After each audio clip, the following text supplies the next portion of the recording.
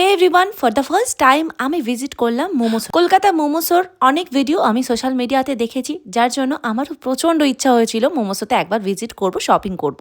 আর এটা ছিল লোকেশনটা পার্ক স্ট্রিটে। এটা বেসিক্যালি পার্ক স্ট্রিটের মোমোসোর আরও অনেক ব্রাঞ্চ আছে।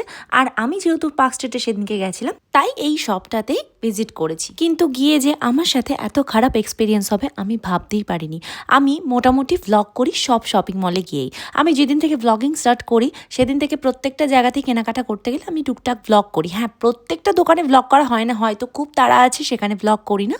বাট এরকম একটা জায়গায় যাব যেখানে সোশ্যাল মিডিয়া দেখেই আমি সেই ভিডিও দেখেই আমি এই শপটাতে গেছি, তো সেখানে গিয়ে ভিডিও করব না, এটা খুব অবাকজনক ব্যাপার ছিল আমার কাছে।